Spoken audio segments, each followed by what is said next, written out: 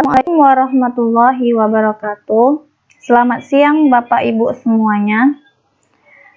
Yang terhormat dosen pengampu kita pada mata kuliah Filsafat Ilmu, yaitu Profesor Dr. Hajah Hasna Faiza ARM Hum. Saya Herlina Permatasari dari kelompok 4 dan sebagai pemateri ketiga yang akan membahas tentang sarana berpikir ilmiah secara statistik. Pada awalnya, kata statistik diartikan sebagai kumpulan bahan keterangan data, baik yang berwujud angka atau data kuantitatif maupun yang tidak berwujud angka atau data kualitatif. Namun, pada perkembangan selanjutnya, arti kata statistik hanya dibatasi pada kumpulan bahan keterangan yang berwujud angka atau data kuantitatif saja. Ditinjau dari segi terminologi, istilah statistik terkandung berbagai macam pengertian. Yang pertama, kumpulan bahan keterangan berupa angka atau bilangan.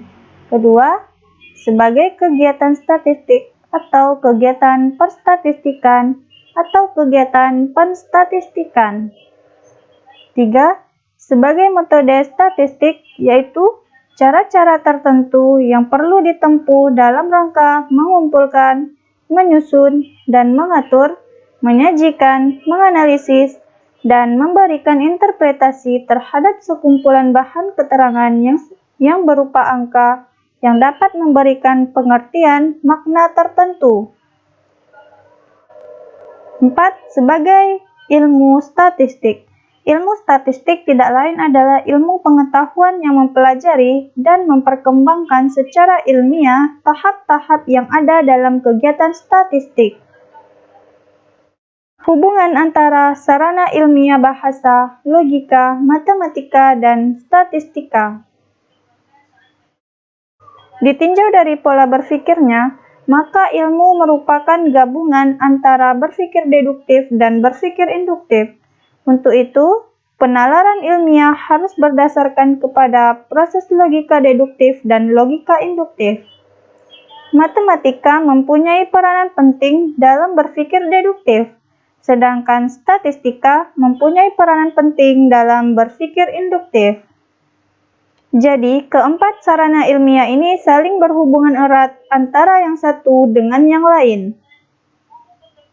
Tujuan pengumpulan data statistik. 1. Tujuan kegiatan praktis. 2. Tujuan kegiatan keilmuan.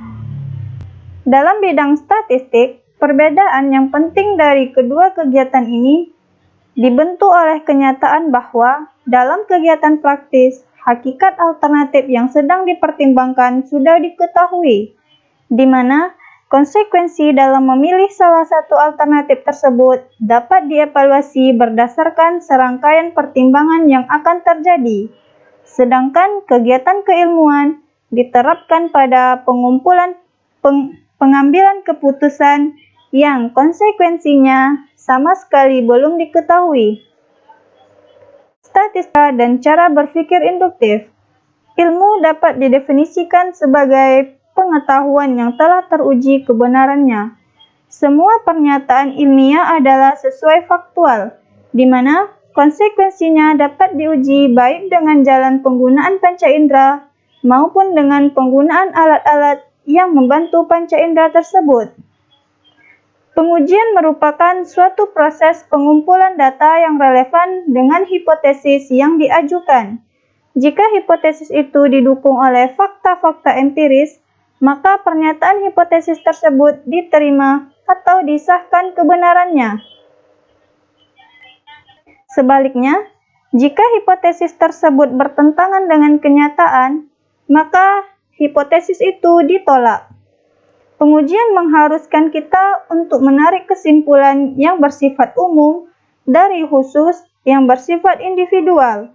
Misalnya, untuk mengetahui tinggi rata-rata anak umur 10 tahun di suatu tempat, nilai rata-rata yang dimaksudkan itu merupakan sebuah kesimpulan umum yang ditarik dalam kasus-kasus anak umur 10 tahun di tempat itu.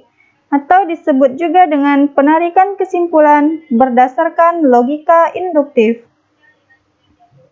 Statistik mampu memberikan secara kuantitatif tingkat ketelitian dari kesimpulan yang diambil tersebut, yakni makin besar contoh yang diambil, maka makin tinggi pula tingkat ketelitian kesimpulan tersebut.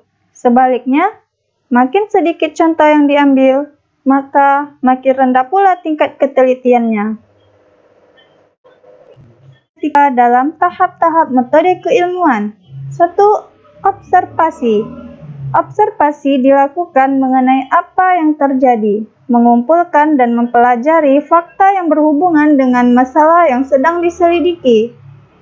Dalam hal ini, statistik berperan dapat mengemukakan secara terperinci tentang analisis mana yang akan dipakai dalam observasi dan tafsiran apa yang akan dihasilkan dari observasi itu.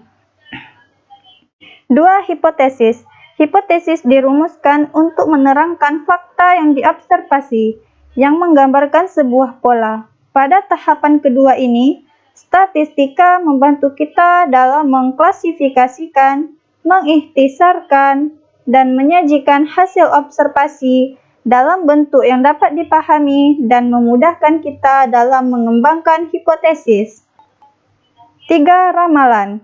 Dari hipotesis dikembangkanlah deduksi. Jika teori yang dikembangkan itu memenuhi syarat deduksi, akan merupakan suatu pengetahuan baru yang belum diketahui sebelumnya secara empiris, tetapi dideduksikan dari teori. Fakta baru ini disebut dengan ramalan, bukan dalam pengertian menuju hari depan, namun menduga apa yang akan terjadi berdasarkan syarat-syarat tertentu. Pengujian kebenaran. Ilmuwan mengumpulkan fakta untuk menguji kebenaran ramalan yang dikembangkan dari teori.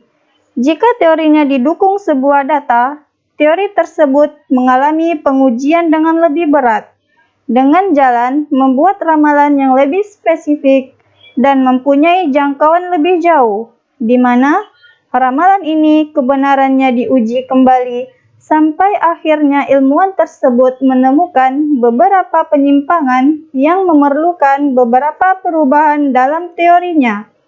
Sebaliknya, jika ditemukan bertentangan dengan fakta, ilmuwan tersebut menyusun hipotesis baru yang sesuai dengan fakta-fakta yang telah ia kumpulkan. Tidak ada kebenaran yang bersifat akhir dalam ilmu. Cukup sekian materi dari saya, selanjutnya akan dilanjutkan oleh rekan saya. Atas segala kekurangan saya mohon maaf. Wassalamualaikum warahmatullahi wabarakatuh.